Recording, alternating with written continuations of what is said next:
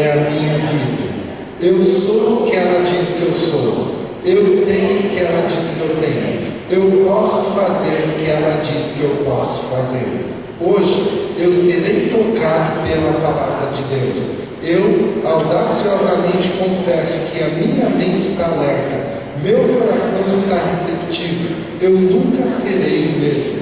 Eu estou pronto para receber a incorruptível, indestrutível, sempre viva semente da palavra de Deus. Eu nunca mais serei o mesmo. Nunca, nunca, nunca. No nome de Jesus, amém. Que isso seja uma verdade em nossas vidas.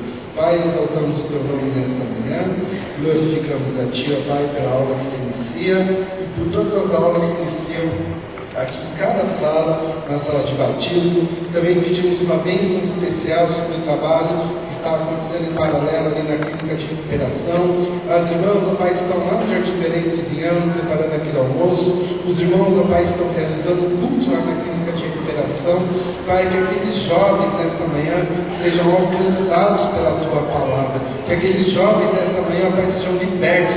Que todos os demônios, ó Pai, que amarram, que acorrentam, ó Pai, que escravizam aqueles jovens, ó Pai, dos vícios das drogas e do álcool, que eles sejam libertos agora, que esses demônios sejam expulsos, que esses demônios, ó Pai, não tenham o poder de agir sobre a vida deles, ó Pai, em nome de Jesus, Pai, nós clamamos a Ti por uma bênção especial sobre a vida de cada irmão que está lá. Dá-lhes unção, sabedoria, graça para ministrarem, para orarem, para estar junto com eles, ó Pai, e que aconteça algo novo nesta manhã na vida deles, para a glória do Senhor, porque nós cremos, ó Pai, que onde a Tua palavra chega, ali chega também transformação, ali chega a libertação e ali chega o poder de Deus. Pai, assim nós oramos e Te agradecemos nesta manhã, em nome de Jesus.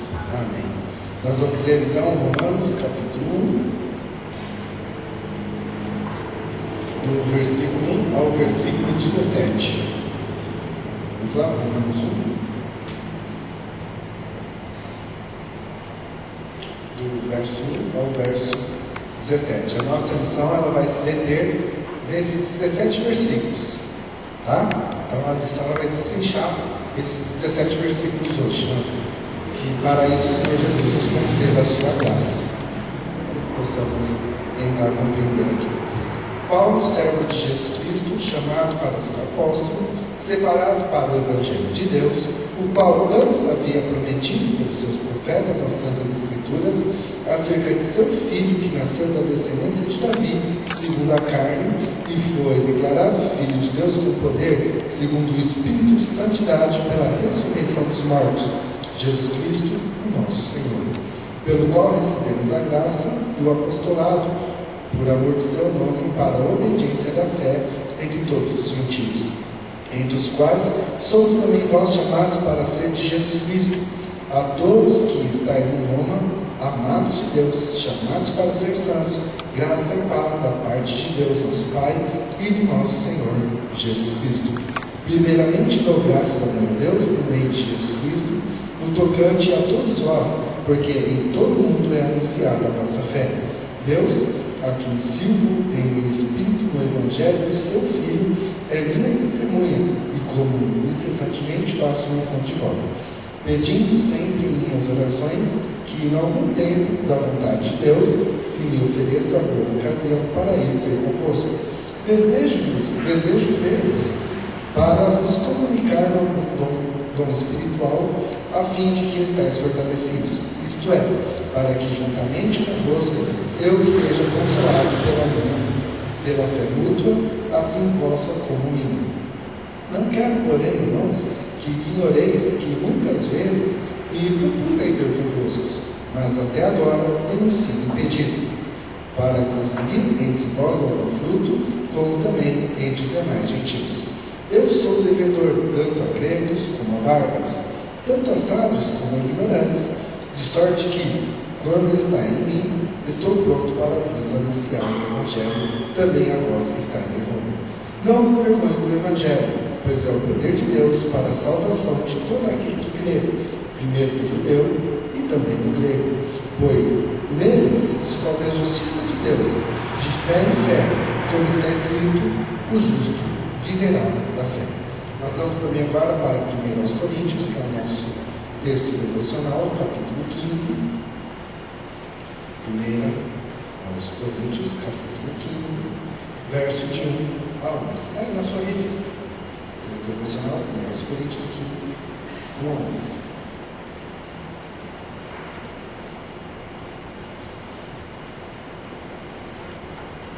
Ora, irmãos, desejo lembrar-vos do Evangelho que já vos tenho anunciado, o qual recebestes, o qual permaneceis, pelo qual também sois salvos, se o reteis de tal forma como vou anunciei, se não é que cresces em vão.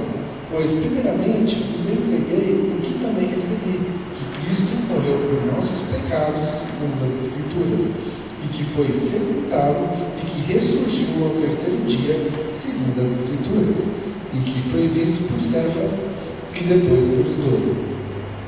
Depois foi visto, uma vez, por mais de 500 irmãos, dos quais vivem ainda a maior parte, mas alguns já morreram. Depois foi visto por Tiago, depois por todos os apóstolos. E por último, de todos apareceu também a mim, como a um abortivo. Pois eu sou o menor dos apóstolos, que mesmo não sou digno de ser chamado apóstolo, porque persegui a igreja de Deus. Mas pela graça de Deus, sou o que sou, e a sua graça para comigo não foi vã. Antes trabalhei muito, mais do que todos eles, todavia não eu, mas a graça de Deus que está comigo. Então, ou seja, eu seja eles, assim pregamos e assim nós cremos. E o nosso versículo-chave é Romanos 1,16, que diz: pois não me envergonho do Evangelho, porque é o poder de Deus para a salvação de todo aquele que crê. Romanos 1,16. Vamos orar todos juntos? Acompanhem na sua revista para todos falarmos aqui com a mesma tradução. Porque não me envergonho do Evangelho, porque é o poder de Deus para a salvação de todo aquele que crê. Romanos 1,16. Vamos falar com vontade agora? Pois não me envergonho do Evangelho, porque é o poder de Deus para a salvação de todo aquele que crê. Romanos 1,16. Vamos tentar falar de cor? Não, né? Texto conhecido, né? Quem já está há 3 semanas na igreja deve aprender. Pois não me envergonho do Evangelho, porque é o poder de Deus para a salvação de todo aquele que crê. Romanos 1,16. Amém? Que Deus para isso nos abençoe. Então vamos lá. E começa lá no versículo de número 1 de Romanos. Paulo, servo de Jesus Cristo, chamado para ser apóstolo, separado para o Evangelho de Deus. Alguns teólogos, irmãos, eles consideram a carta aos Romanos como o Evangelho segundo o apóstolo Paulo. Alguns também chamam de o quinto Evangelho, né? Mateus, Marcos, Lucas, João e Romanos. Porque o centro da carta aos Romanos, como o centro de todas as outras cartas, é Jesus Cristo. Mas principalmente aqui na carta aos Romanos, de uma forma especial, trabalhando a salvação de todo aquele que lesse. O apóstolo Paulo ele escreve de uma maneira para que trouxesse a salvação àqueles que lessem essa carta. Porque nessa época aqui, da carta aos Romanos, nenhum dos evangelhos ainda existia. Por exemplo, ela foi escrita em qual ano? Você aprendeu isso no ano passado, né? Qual ano que ela foi escrita? Carta aos Romanos? No ano 57. O primeiro evangelho, que foi o evangelho de Lucas, que foi escrito em qual ano? 63 anos depois. O evangelho de Mateus e Marcos foi escrito no ano 65, 5 anos após. O evangelho de João surgiu só nos anos 90. Praticamente 33 anos após a epístola aqui aos Romanos. Então, naquela época não se existia a teologia sistemática assim como nós conhecemos hoje, e nem a bíblica, nem a sistemática e nem a bíblica. Aliás, a teologia até aquela época não se existia. Não se existiam os estudos assim como nós temos hoje. É que você pode comparar, você pode ler um versículo aqui, aí você vai lá numa outra carta, ou você vai lá no Evangelho, ou você vai lá no profeta e você confirma, e você lê igual, e você contesta, e a gente aprimora, e a gente estuda, e a gente aprende, assim como nós fazemos nos dias de hoje. Nós lemos aqui um texto de Romanos, e agora mesmo nós comprovamos ele lá em Coríntios, capítulo 15. Nós vemos a similaridade dos textos. Mas naquela época eles não tinham como fazer essa similaridade. Naquela época não existia a teologia, naquela época não existia o conhecimento. Existia apenas o que se falava de um ao outro através de Jesus Cristo. Por isso então que ele começa aqui escrevendo aos Romanos, falando da salvação, querendo falar de Jesus Cristo, querendo transmitir à igreja que já existia lá em Roma, querendo transmitir a eles a salvação. Embora ela foi escrita direcionada para Roma, mas ela é uma carta que é das consideradas universais, que serve para todos, serve para todas as igrejas, em qualquer época, em qualquer cultura, né? É uma carta assim que traz a salvação, que representa Jesus Cristo como Senhor e como Salvador para nós hoje, né? Praticamente quase 2000 anos após a sua escritura, ela continua apresentando Jesus Cristo como Senhor e Salvador para nós hoje. A carta aos Romanos, ela contém os textos mais básicos que nós assimilamos para a salvação. Por exemplo, Romanos 3:23, o que diz? Pois todos pecaram e destituídos estão da glória de Deus. E o 6:23? Pois o salário do pecado é a morte, mas o dom gratuito de Deus é a vida eterna. Então a gente assimila, né? O 3:23, toda a humanidade pecou. O 6:23, toda a humanidade está condenada à morte, né? Aí no 5:12, pois por um só homem entrou o pecado no mundo, e pelo pecado. 5:12 vai ser.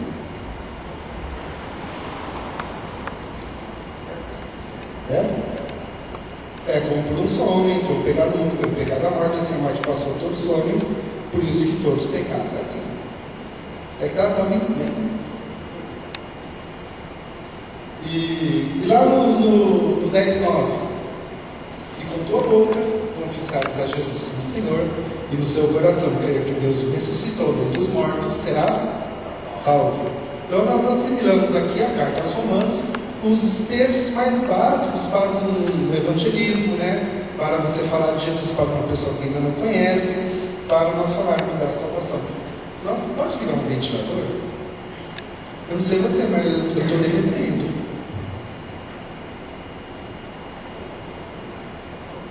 Pode ser? Obrigado.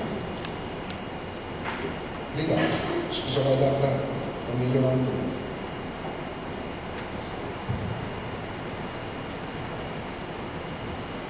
Então vamos lá, versículo de número 1. Antes de qualquer coisa, o apóstolo Paulo, ele se coloca aqui, Paulo, servo de Jesus Cristo.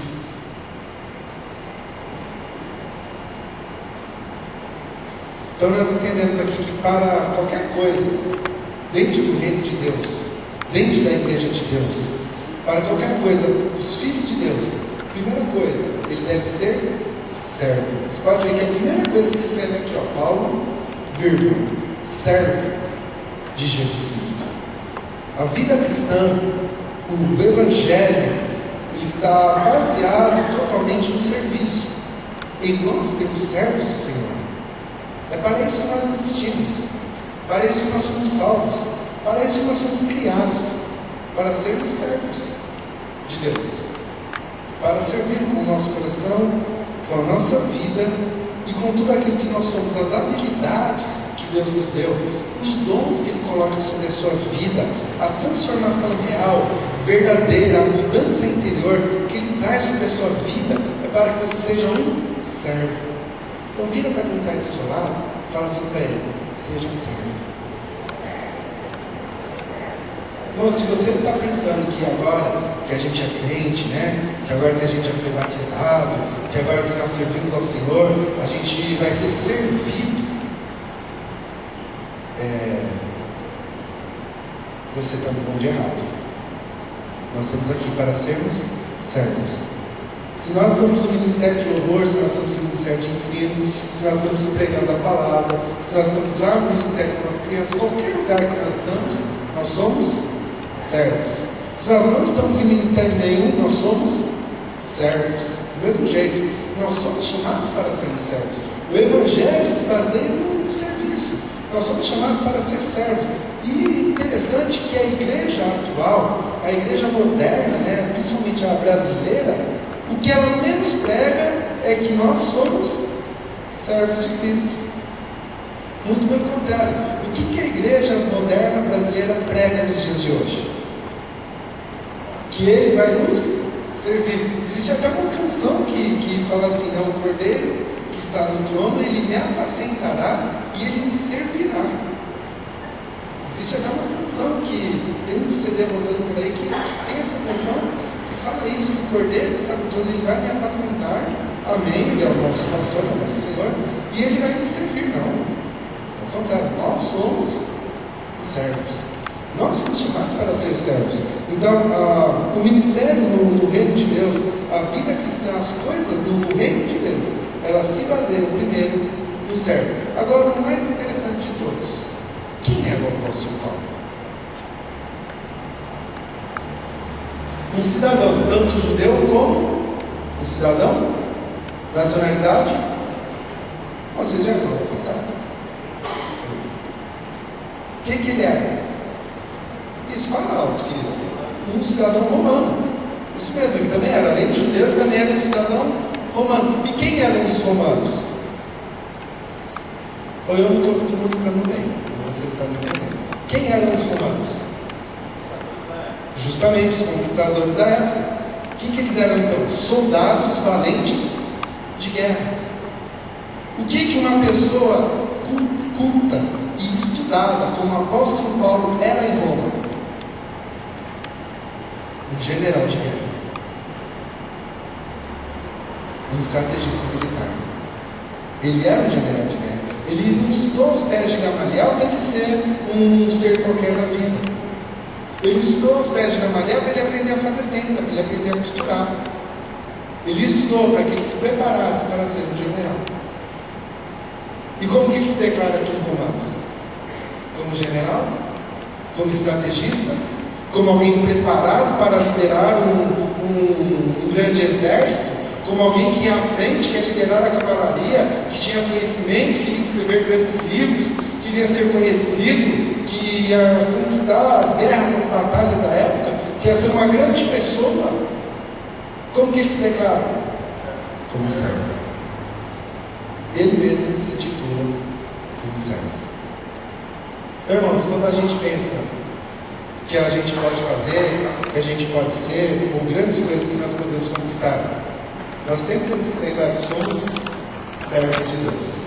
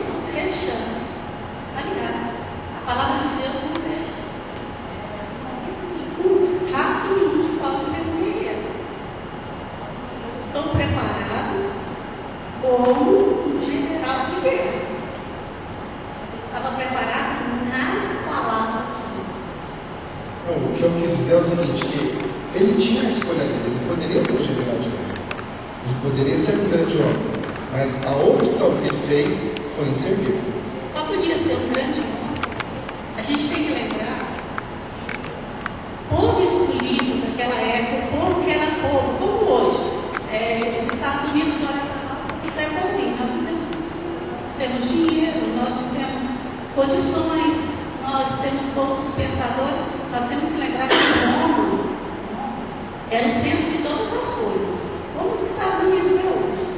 E quando Roma se juntou com a Grécia, então tantos grandes filósofos da Grécia levou a cultura deles para Roma, então ele era o centro de tudo, centro do conhecimento, centro disso, Quando Paulo fala isso, ele fala assim, eu estou tão preparado quanto, porque além de eu ser grego, também sou romano. Entendeu o que eu quis dizer? Então, quer dizer que Paulo, quando Paulo falou isso, ele falou por causa da preparação que ele tinha. Não era guerreiro. Ele não estava sendo preparado para ir para a guerra. Não, ele não era guerreiro. Ele disse assim que ele tinha a opção, ele fez a escolha dele de ser servo. Não, quem estudava aos pés de um grande homem como Gamaliel se tornava filósofo. A escolha dele era, ou ele seria um grande filósofo ou um grande pregador. Essa era a escolha que ele tinha, ele não tinha outra escolha. Ele não era um estrategista de guerra. Ele usou isso daí para dizer assim, olha, como comandante de guerra, assim sou eu, porque eu estou totalmente preparado para pregar o Evangelho como comandante de guerra. Ou seja, hoje eu sei o que eu estou fazendo. Quais estratégias? Tanto que a gente vê durante todas as cartas de Paulo, ele falando assim, olha, igual essa carta de Paulo, ele fala assim, eu queria ir convosco, mas até agora eu fui impedido. Por que ele foi impedido? Depois ele fala que ele queria ir para a Espanha. Por que ele não foi para a Espanha? Porque ele impediu. Aí a gente não sabe se ele foi impedido porque ele estava preso ou porque se o Espírito Santo não permitiu que ele fosse. A estratégia dele era o quê? Roma não era o centro? Se ele fosse pregar no centro, a palavra seria divulgada para o resto do mundo. Porque tudo que acontece no centro das civilizações, o resto do mundo fica sabendo. Sim, não, mas é que a intenção do texto aqui é que mostrar que ele escolheu ser servo. Ele teve a escolha, ele optou por ser servo. Aqui, quando ele fala que eu quero ser servo, toda pessoa que serve a Deus, tanto Pedro, se você ver as cartas, todos eles falam, eles deixam claro que todo mundo que vai servir a Cristo não vai chegar a comandante, porque comandante é Cristo. Nós seremos sempre servos. Então, justamente o que ele falou, ele escolheu ser servo. E naquela época, o servo ele tinha funções assim, bem diferentes das nossas. Por exemplo, naquela época não existiam leis trabalhistas. O servo, o que ele fazia? Se ele estava no quartel, servindo no exército romano, qual que era a função do servo? Limpar os cavalos, limpar as defecações do cavalo, preparar o cavalo, lavar as roupas, limpar os banheiros. Essa era a função. E ele optou em ser servo. Ele optou em ser servo de Deus. Então, quando nós vamos desenvolver qualquer trabalho ou um ministério na igreja, uma coisa assim que tem em nossos corações, nós estamos aqui para servir. Nós estamos aqui para servir. Nós estamos no reino de Deus para servir. Então, continuando, mas ele se intitula também servo de Jesus Cristo, chamado para ser apóstolo. Tá? Então ele se declara que ele foi chamado por Deus, por Jesus Cristo, para ser apóstolo. Pode passar o slide de Deus? Tá? Uma coisa, irmãos, que nós temos só que diferenciar do apóstolo é o dom do apostolado com a nomenclatura de apóstolo. Tá? Existem muitas igrejas que usam a nomenclatura apóstolo. Tá? É uma nomenclatura apenas. Tá? E para separar os graus, então eles chamam assim os pastores, e aquele que está acima do pastor é chamado de algumas igrejas por bispos, outras igrejas chamam de apóstolo. Tá? São nomenclaturas.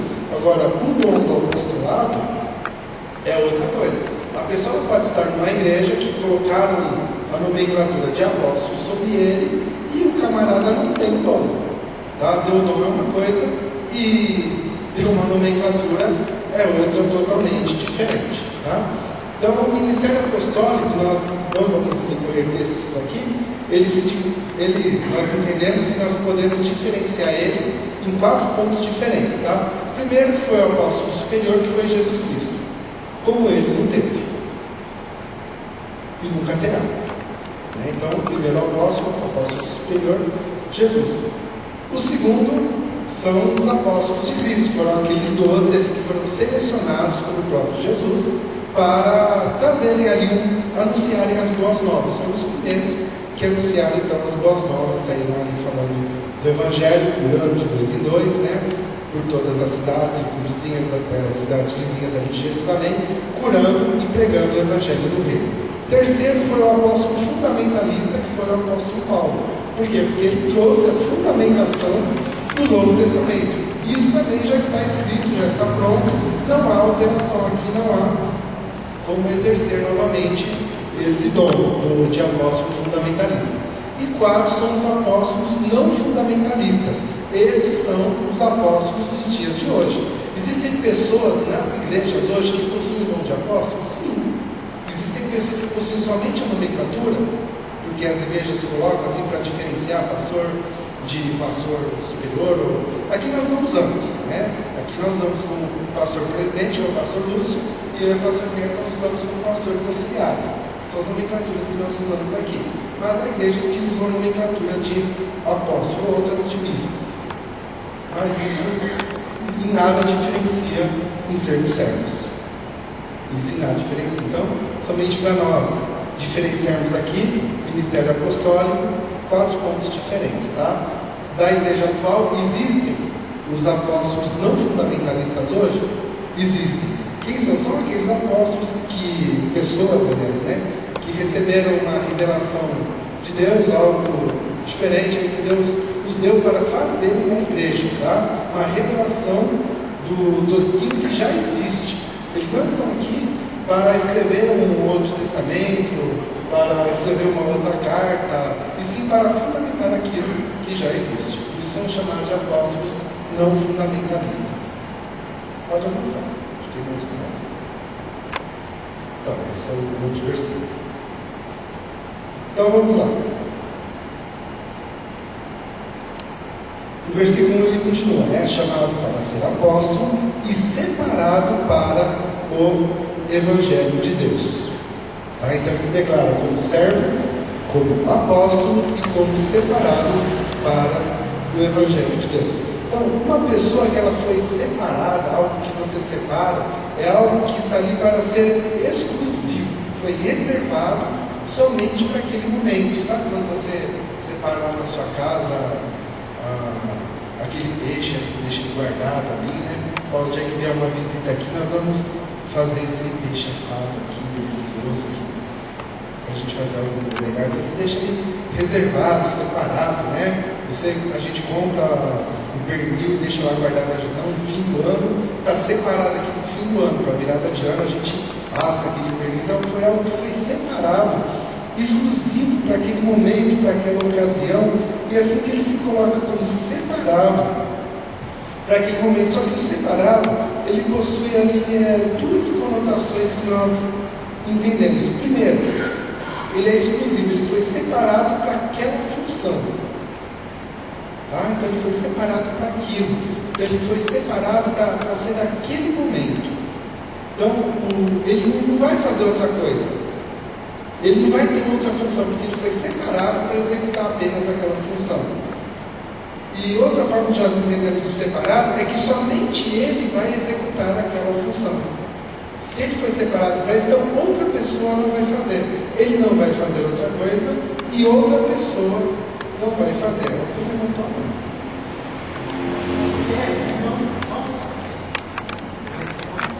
Sim. Ele recebe o poder de Deus e ele se declara aqui então como separado para o Evangelho de Deus. Versículo 2, 3 e 4. O qual antes havia prometido pelos seus profetas as Santas Escrituras acerca de seu filho, que nasceu da descendência de Davi, segundo a carne, e foi declarado Filho de Deus, com poder, segundo o Espírito de Santidade, pela ressurreição dos mortos, Jesus Cristo, o nosso Senhor. Então aqui nos versículos 2, 3 e 4, então ele vai falar um pouco sobre o Evangelho pelo qual ele foi separado, né? O Evangelho de Deus pelo qual ele foi separado. Lembrando que a palavra Evangelho, um dos significados dela é biografia. Então, um dos significados da palavra Evangelho é biografia. Qual foi a outra que foi comentada ali? Boas novas também. Boas novas e boas notícias. Então, são um dos significados da palavra Evangelho, né? Biografia, boas novas e boas notícias. Então, aqui no versículo 2, ele fala lá o qual antes havia prometido. Então, a primeira coisa, o Evangelho de Deus, ele é prometido. Ele veio, ele foi separado, ele foi chamado para ser apóstolo, para anunciar o Evangelho que havia sido prometido nas Escrituras. Há vários textos aqui, por exemplo, Gênesis 12, 3, Salmo 16, 10, Salmo 40, do verso 6 ao verso 10, Salmo 118, 22, Isaías capítulo 11, verso 1, Zacarias capítulo 9, do verso 9 ao verso 11, Zacarias 12, 10, e Malaquias capítulo 4, verso 1 ao versículo de número 10. Então, todos esses textos aqui do Velho Testamento estão prometendo que haveria um tempo de boas novas. Tá? Principalmente Isaías, capítulo 11, verso 1, ele utiliza realmente a palavra boas novas. Embora, mas os evangelhos não tinham sido escritos ainda, não tinham sido. Mas o Espírito Santo já estava revelando àqueles homens que haveria um tempo onde se existiriam e se pregariam as boas novas, que é o Evangelho. Então, todos esses textos aqui provam isso, que o Evangelho ele era prometido. Verso 3, né? Acerca de seu filho, nação da descendência, segundo a carne. Então, o verso 3 prova que o Evangelho de Deus ele é o Evangelho da encarnação. O Evangelho da encarnação do Filho de Deus. Então, nós vemos ali em João, capítulo de número 1, e o verso 1. Lá diz: o Verbo era Deus, estava com Deus, mas ele se fez carne e habitou entre nós, cheio de graça e de verdade. Vimos a sua glória, glória do lado unigênito do Pai. Então nós vemos ali o Verbo, a palavra, as boas novas se encarnando na vida de Jesus. Então o apóstolo Paulo, apóstolo, servo separado para pregar o Evangelho prometido, o Evangelho da encarnação. E a terceira parte, a mais importante, que as igrejas hoje elas têm pulado e não têm pregado, é que o Evangelho de Cristo é o Evangelho da ressurreição. Tá? Enquanto que no Evangelho da encarnação, lá em João, no capítulo 12, João 12, 32, Jesus ele fala assim: e eu, quando for levantado da terra, a todos atrairei para mim. João 12, 32. Então, naquele momento, Jesus está falando assim: e eu, quando for levantado naquela cruz, eu vou atrair para dentro da minha vida todos os pecados de toda a humanidade. Aqueles que já morreram, aqueles que estão vivos hoje e aqueles que ainda um dia hão de nascer. Eu vou atrair para a minha vida a todos. Todos os pecados eu vou trazer para dentro da minha vida. Eu vou substituir o pecado de todos os homens. Eu vou estar no lugar de todos os pecadores. Eu vou cumprir com a morte de todos os pecadores. Todos aqueles que foram sentenciados à morte pelo pecado, porque nasceram de uma natureza de pecado, nasceram da concepção de um homem e de uma mulher, nasceram do pecado. Eu vou atrair para dentro da minha vida. Está falando isso lá em João 12, 32. Eu vou atrair todos a mim. Esse é o Evangelho da encarnação, onde Jesus ele atrai, ele coloca sobre a sua vida todos os nossos pecados, aqueles que nós já cometemos, aqueles que nós estamos cometendo hoje e aqueles que nós ainda vamos cometer há 10 anos, a 20, a 30, não importa, todos os nossos pecados já foram colocados em Jesus. Jesus já o atraiu para si, já o atraiu para dentro dele mesmo, ele já morreu por todos os pecados. Esse é o Evangelho da encarnação. E muitas vezes nós barramos aqui, no Evangelho da encarnação. Quando éramos católicos, nós aprendemos o Evangelho prometido e o Evangelho da encarnação. Mas não nos foi pregado o Evangelho da ressurreição. Porque quando Jesus se levanta daquele túmulo, 3 dias após a sua morte, Quando ele vem para fora, quando ele surge novamente, ele traz para dentro de nós, do ser humano, nós, no dia recebemos a Jesus como único Senhor e Salvador da sua vida, ele traz a nova vida, ele traz a libertação, ele traz a regeneração, ele traz a libertação do pecado naquele momento, ele gera em nós uma nova vida. Quando nós recebemos a Jesus, nós não recebemos apenas a sua morte. O que é aceitar Jesus? É você aceitar a morte dele no seu lugar. Não esqueça que também existe a ressurreição, também tem a nova vida, também tem a vida regenerada, também tem a vida santa que ele conquistou para nós, porque senão, segundo aos Coríntios 5,17, não iria existir. Não iria existir. A velha vida não teria passado, tudo não teria se feito novo, por causa do Evangelho da ressurreição. No capítulo 5 de Romanos, ou 6, verso 4, ele fala, 6, 4, de sorte que fomos sepultados com ele pelo batismo na morte, para que, como Cristo ressurgiu dos mortos para a glória do Pai, assim andemos nós também em novidade de vida. Assim como ele foi sepultado, e nós somos sepultados juntamente com ele, pelo batismo na sua morte, um dia também ele ressurgiu, e nós ressurgimos com ele, para andarmos também em novidade de vida. Nós não ressurgimos, irmãos, para andar na vida velha. Nós não ressurgimos para continuar como escravos do pecado. Nós não ressurgimos para continuar vivendo aquela velha natureza, a velha natureza reinando, a natureza carnal batendo nos nossos corações, não. Nós ressurgimos para uma nova vida. Nós pecamos hoje? Sim. Nós erramos hoje? Sim. Mas nós temos dentro de nós a nova natureza, a nova vida que foi nos dada por Jesus. Por isso que o Evangelho de Deus, o Evangelho do Reino de Deus, tá? O Evangelho do Reino, Jesus pregava o Evangelho do Reino. Então, primeiro ele é o Evangelho prometido, depois ele é o Evangelho da reencarnação, depois ele é o Evangelho da ressurreição. Esses três juntos se tornam o Evangelho do Reino, porque quando você entende que nós nascemos da natureza carnal, Jesus pagou os nossos pecados, hoje nós temos uma nova vida. Quando você entende isso, você passa a viver dentro do Reino de Deus. Por isso, o que Jesus pregava era o Evangelho do Reino.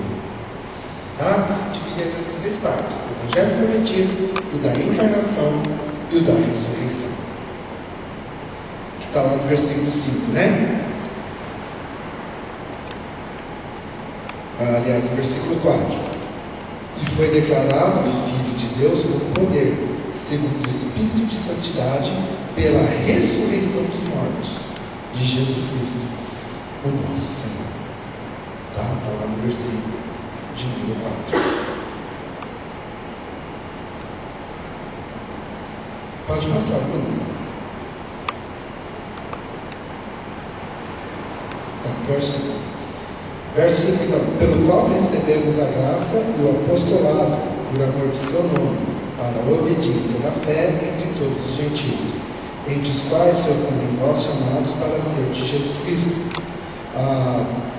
Todos os que estáis em Roma, amados de Deus, chamados para ser santos, graça e paz, da parte de Deus nosso Pai e do nosso Senhor Jesus Cristo. Então, ali no versículo 5, ele começa a falar, pelo qual recebemos a graça e o apostolado por amor do seu nome, para a obediência da fé de todos os gentios.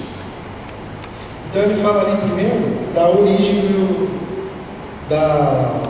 do ministério apostolado, né? Ele fala pelo qual recebemos a graça e o ministério apostólico. Então, pelo qual, por Jesus Cristo, ele recebe a graça e o ministério apostólico. Então, a origem do ministério apostólico, de qualquer ministério que possa existir na igreja, qualquer ministério que você possa ter na sua vida, dom ou talento que você possa ter, a origem é Jesus Cristo.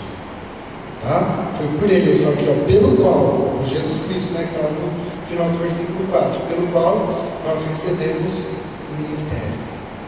A origem sempre é Jesus Cristo. Por que a origem é ele? Porque a finalidade sempre é glorificar a ele. Embora o apóstolo Paulo aqui, ele tinha o maior de todos os dons, se é que podemos qualificar, né? O dom do apostolado.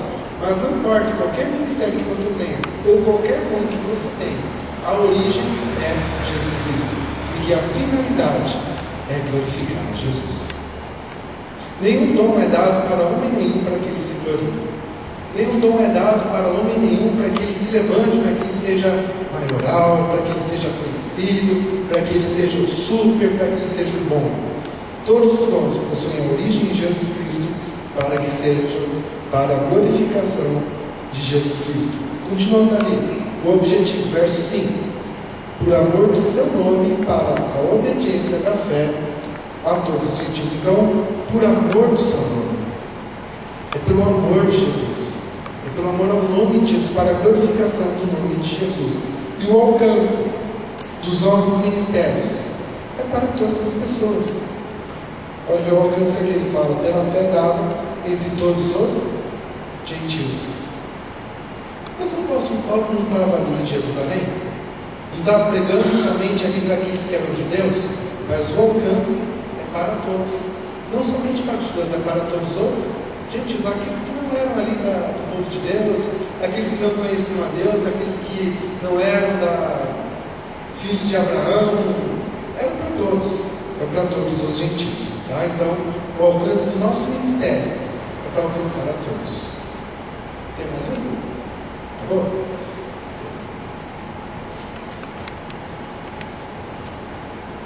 Vamos para a segunda parte, senão nós não conseguimos encerrar.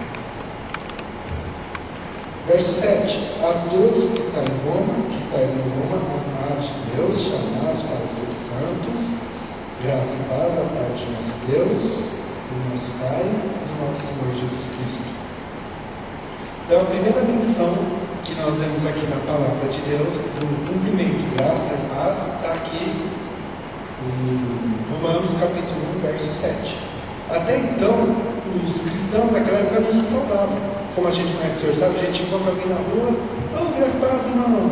Que na igreja se sauda, né, um ao outro, graças a paz. Até aquele momento, ninguém saudava ninguém. No entanto, que tinha perseguição, né? Nem se podia, né? Você tinha que tomar até cuidado da forma que você conversava com alguém na rua para que ninguém descobrisse que você era cristão. Naquela época que a igreja estava sendo perseguida. Mas a primeira menção que nós vemos aqui, e após essa menção, nós vemos todos os cristãos saudando, então, com graça e paz. E ele começa então a falar aqui sobre os destinatários da carta aos Romanos, né? A todos que estão em Roma, primeiro, são amados de Deus. Primeira menção que ele faz: vocês são amados de Deus.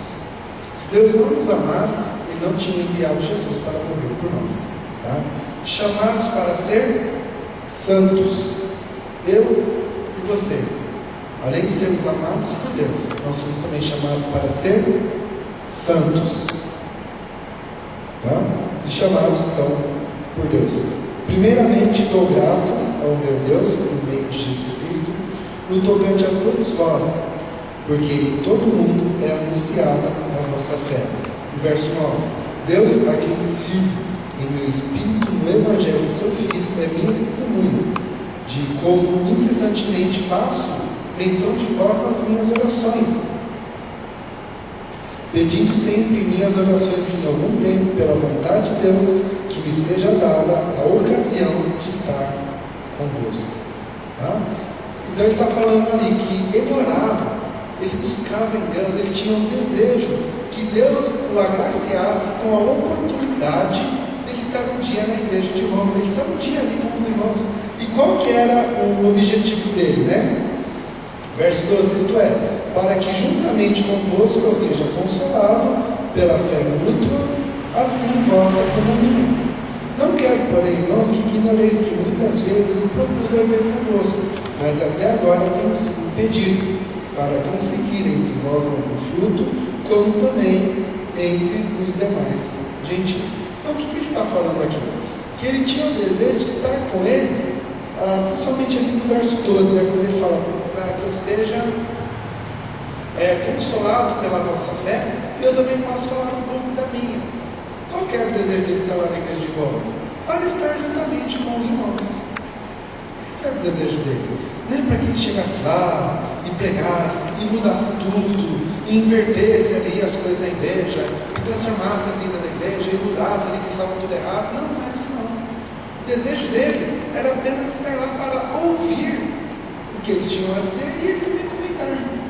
Manter ali um diálogo, uma amizade, uma comunhão com os irmãos. Esse é o desejo dele. E nós então olhamos para as nossas vidas hoje, pensamos assim: quanto nós nos esforçamos para estar em comunhão com os nossos irmãos?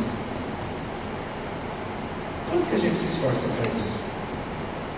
Quanto você tem desejo de estar aqui na igreja, né? De estar junto com os seus irmãos, de estar compartilhando, de estar ouvindo e também estar compartilhando um pouco daquilo que Deus revelou a você, daquilo que Deus tem a você.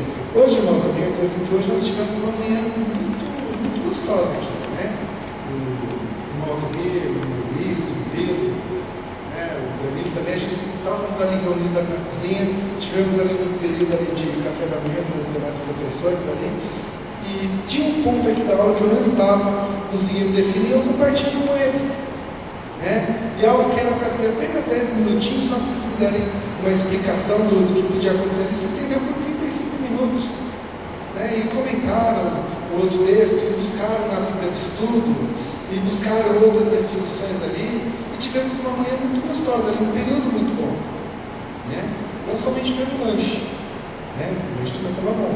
Não somente pelo lanche, mas também pelo momento ali, o Espírito de Deus ali pairando ali, trazendo a revelação da palavra sobre as nossas vidas. Então, que isso seja um desejo do nosso coração, né? Nossa, mas pelo domingo acordar 7h30 da manhã para estar lá na reunião de oração, 7h30 da manhã, amém. Glória a Deus por isso, foi um período gostoso. E que isso possa acontecer outras vezes aqui. Então, que esse possa ser também o nosso desejo.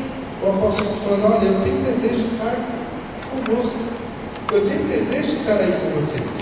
Que isso possa ser um desejo nosso, sabe, irmãos? Porque quando a gente deseja, a gente faz.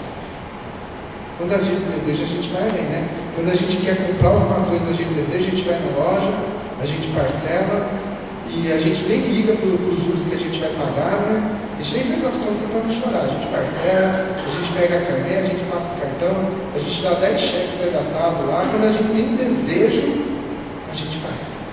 Então, que esse desejo de estarmos juntos, né, de comunhão, de estarmos nos cultos aqui, aprendendo a palavra de Deus, que isso seja uma verdade em nossas vidas. Que nós possamos ter esse desejo, assim como o próprio apóstolo tinha. 3:20. E encerrando aqui então, verso 14: porque eu sou devedor, tanto a gregos como a bárbaros, tanto a sábios como a ignorantes. De sorte que, quando está em mim, estou pronto a vos anunciar o Evangelho, também a vós estáis em mim. Então, o que ele está falando aqui?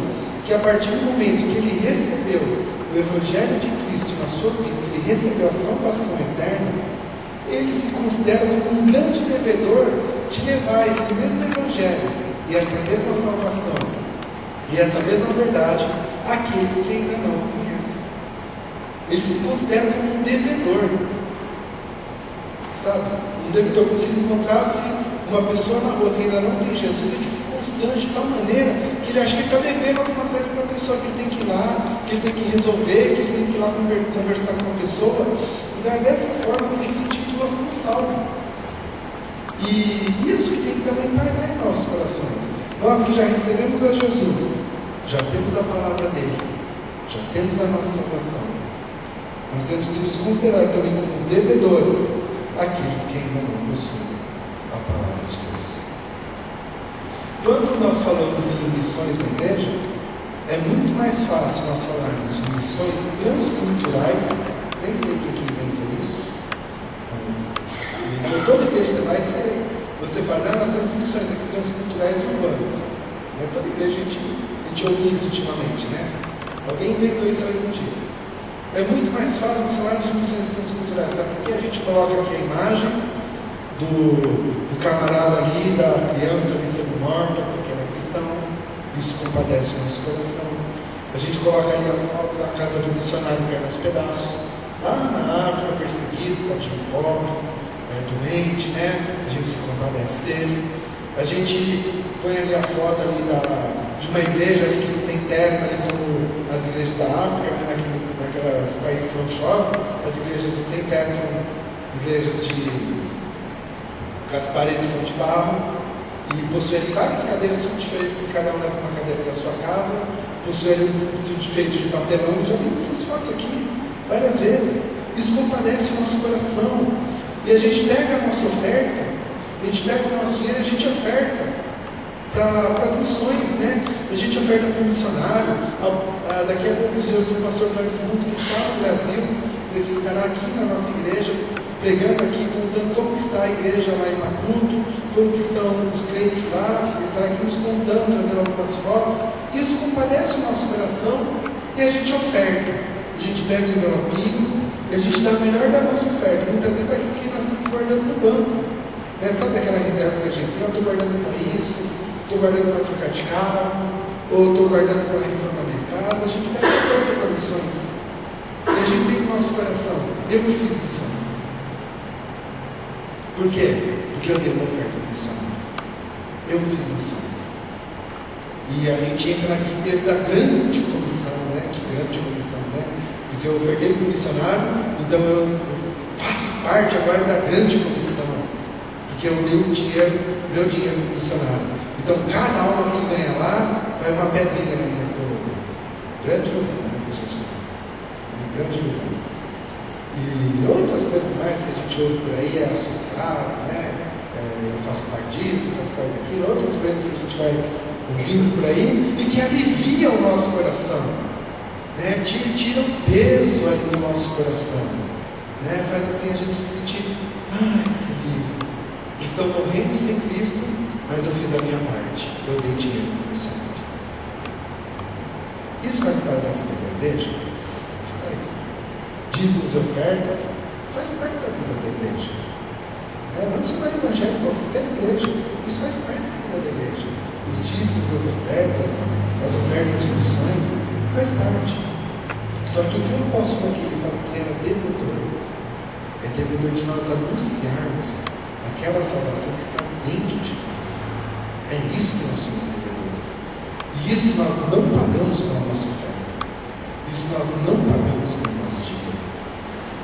Então, que não deu tempo de nós pesquisarmos, de nos selecionar, mas o filme, A Segunda Chance, quem já assistiu você vai entender que tem uma cena muito legal no começo dele. O pastor de uma igreja pobre está lá numa igreja rica e ele é convidado para fazer o momento da oferta, porque a oferta daquele dia vai lá para a igreja pobre. E ele fala ali para os filhos: olha, na minha igreja eu tenho pessoas que precisam de orientação, eu tenho jovens que precisam de orientação pedagógica. Na minha igreja, ele fala, eu tenho mulheres que precisam de vocês para ajudarem elas a saírem da prostituição. Eu tenho mães solteiras, eu tenho famílias desestruturadas, eu preciso da ajuda de vocês. Aí tem um pessoal da direção da igreja na frente que começa a levantar um papelzinho e fala assim: seu tempo está esgotado, encerra logo. E o pessoal dos bancos aqui tudo com sono, ninguém nem prestando atenção. Aí ele fala, o pastor da igreja fala assim: levantem o envelope que vocês vão ofertar hoje. Todo mundo levanta. Ele levanta e ele fala assim: se vocês não estiverem dispostos a estarem lá trabalhando junto, ele joga o envelope e fala assim: podem ficar com o seu maldito dinheiro, nós não queremos. Você entendeu essa realidade? A gente dá o dinheiro imaginando que a gente fez a nossa parte. A gente oferta e aquilo alivia, né? Eu fiz a minha parte. Eu dei um prato de comida para o mendigo, eu fiz a minha parte. Mas e a alma dele? E a alma dele? E a alma das pessoas? Esse é o ponto que bate, né, no nosso coração, né? Que bate na nossa realidade e na nossa vida como igreja, né? Por que a escola bíblica existe na igreja? Por que você vem na escola bíblica? Para nós aprendermos a palavra. Para quê? Para vivermos a palavra. Nós estamos aqui à toa. Você não está aqui, querido, perdendo o seu tempo nessa manhã. Você está aqui aprendendo a viver a palavra de Deus. Você está aqui aprendendo o que existe mais importante, que é a palavra de Deus. A outra parte que faz parte também, agora vai ter um almoço lá na clínica de recuperação, glória a Deus por isso, né? Mas o mais importante é a palavra de Deus. Esse é o mais importante. Né? Nós não devemos estar tão preocupados enquanto nós conhecemos a palavra de Deus. Mas enquanto você está ouvindo, você está preocupado. Enquanto você está conhecendo, enquanto nós não estamos praticando. Muitas vezes a gente se preocupa, né? Eu vou na escola bíblica porque eu quero aprender a palavra. Adianta, querido, você aprender e não praticar? Então nós temos que estar preocupados com aquilo que nós aprendemos, mas nós ainda não praticamos. Esse é o ponto chave da palavra de Deus. E nos últimos versículos, vai ter que ajudar uma corridinha aqui? Pode? Pode. Versos 16 e 17. Não me envergonhe do Evangelho, pois é o poder de Deus para a salvação de todo aquele que crê, primeiro do judeu e também do grego, pois nele se descobre a justiça de Deus de fé em fé, como está escrito: justo viverá da fé. Irmãos, quando se eu perguntar para você o que é o Evangelho, o que você vai me dizer? O que é o Evangelho? Mateus, Marcos, Lucas e João. Não é isso que a gente vai responder? Não é? Fala a verdade. Se eu perguntar para você o que é o Evangelho, a gente vai responder Mateus, Marcos, Lucas e João. Tá? O apóstolo Paulo aqui ele fala assim: não me envergonhe do Evangelho. Quando foi escrito isso aqui? 57. Quando foi escrito os Evangelhos? O que é o Evangelho? Viu a nossa concepção errada? O Evangelho é o poder de Deus. Nós falamos em quais são os evangelistas que tem na Bíblia. A gente fala Mateus, Marcos, Lucas e João. Nós consideramos eles como evangelistas. Mas qual foi o maior de todos? Aquele que nós chamamos de apóstolo. Ele foi o maior evangelista que já tivemos, que já assistiu, que nós já vimos. Né? E quantos aqui na igreja não são chamados para ser evangelistas? Você foi chamado para ser evangelista. E se eu perguntar de novo quem são os evangelistas, a gente vai falar Mateus, Marcos, Lucas e João. Eles falam também. Mas não se esqueça de se incluir. Quem são os evangelistas? Quer ver um evangelista? Olha para quem está do seu lado. Dá uma olhadinha para ele. Você está vendo o evangelista. Você está vendo aí o evangelista. Uma pessoa que foi chamada para anunciar o evangelho. Uma pessoa que não se envergonha. O Evangelho é o poder de Deus para a salvação de todo aquele que crê. Esse é o Evangelho verdadeiro. É pregar a salvação de Jesus. Não é pregar aquela palhaçada que a gente ouve hoje em dia. A prosperidade. Que Deus está aqui para trazer prosperidade. Que Deus está aqui para que você tenha casa nova. Que Deus está aqui para que a sua conta lá no banco fique azul, saindo vermelho. Não é para pregar essa palhaçada. Você foi chamado para pregar o poder de Deus, que é a salvação de todo aquele que acreditar. Interessante que primeiro é do judeu. Pode ver que ele fala aqui, ó, primeiro do judeu e depois que é do grego. Primeiro foi para o povo judeu, depois então que o Evangelho saiu de Jerusalém. Interessante que 60 anos mais tarde, né, o evangelista João ele escreve assim lá em João 1,12: mas a todos veio para os seus, mas os seus não o receberam. Mas a todos quanto receberam, a estes deu-lhes o poder de se tornarem filhos de Deus. Veio para os... Quem são os primeiros? Os judeus. Mas os seus não receberam. Então a todos os gentios que creram no Senhor, deu-lhes o poder de serem feitos filhos de Deus. Confirmando aqui então, o versículo de número 16, 60 anos mais tarde. Tá? E que, para mais, o Senhor nos abençoe a cada dia mais. Então, o Evangelho é o poder de Deus para a salvação. Vamos orar? Pai, nós exaltamos o teu nome nessa manhã, glorificamos a Ti, Jesus, e que o Senhor possa falar cada dia mais e poderosamente aos nossos corações. Que possamos, ó Pai, a nos considerar também como servos de Deus, a olharmos a nossa vida como servos do Senhor, que possamos apoiar nossas vidas como pessoas separadas, chamadas, amadas por Deus, separadas para anunciarmos a Tua palavra àqueles que ainda não conhecem. Pai, desperta em nós a verdadeira intenção e o significado do Teu Evangelho, que é o poder de Deus para a salvação. Que possamos, ó Pai, nos considerar como verdadeiros devedores, ó Pai, daqueles que ainda não Te conhecem, ainda não tiveram uma experiência contigo. Pai, que possamos olhar para nossas vidas como verdadeiros evangelistas do Senhor. Pai, muda os nossos conceitos, muda a nossa concepção, transforma a nossa vida por completo nesta manhã, para a glória do Teu nome. Assim nós oramos e Te agradecemos em nome de Jesus. Amém.